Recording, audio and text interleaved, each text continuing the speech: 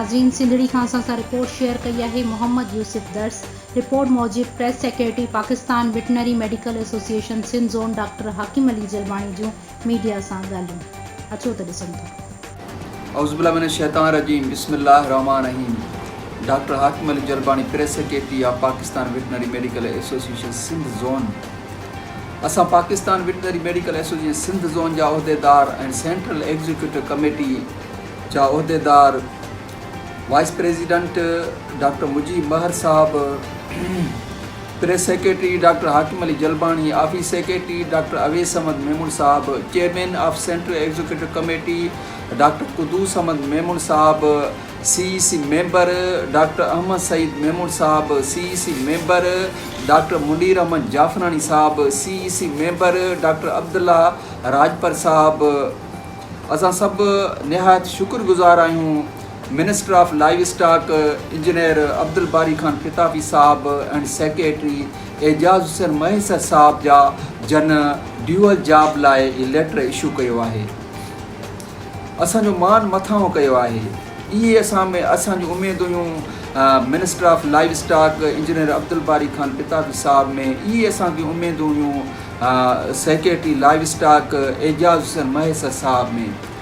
इंशाअल्लाह ताला ये ड्यूअल जॉब में जेके भी कम कन था इंशाअल्लाह ताला ये हिकड़ी गवर्नमेंट जा जेके भी डॉक्टर आहिनि सेक्रेटरी साहब जे लेटर इशू थियण खां पोइ हिकड़ी जॉब छॾे ॾींदा ऐं असांजा प्राइवेट वेट उन्हनि कंपनियुनि में लॻी वेंदा।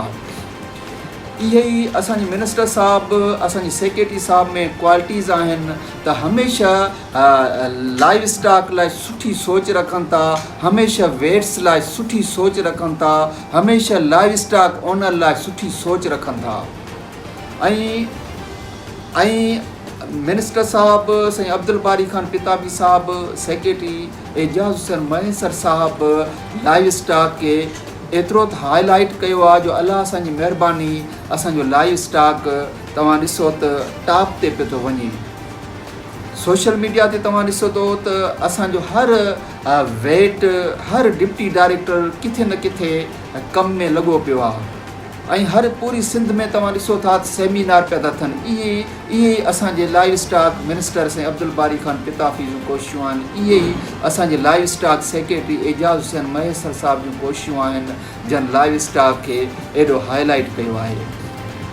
इंशाअल्लाह ताला असांखे उमेदु आहे असांजे मिनिस्टर लाइव स्टॉक साईं अब्दुल बारी खान पिताफी साहब में, सेक्रेटरी लाइव स्टॉक साईं एजाज़ हुसैन महेसर साहब में पोल्ट्री जा भी जेके भी इहे आहिनि पोल्ट्री जो भी मसइलो जल्दी हल कंदा ऐं इहे असांखे उमेदूं आहिनि इंशाअल्लाह ताला। ऐं पोल्ट्री वारनि जो मसइलो हल करे उन्हनि खे बि इंशाअल्लाह ताला ख़ुशी मिलंदी ऐं असांजे वेट्स जेके आहिनि उन्हनि लाइ हू बि कोशिशूं पिया था कनि ऐं इंशाअल्लाह ताला अॻिते बि कोशिशूं जारी रखंदा। थैंक्स।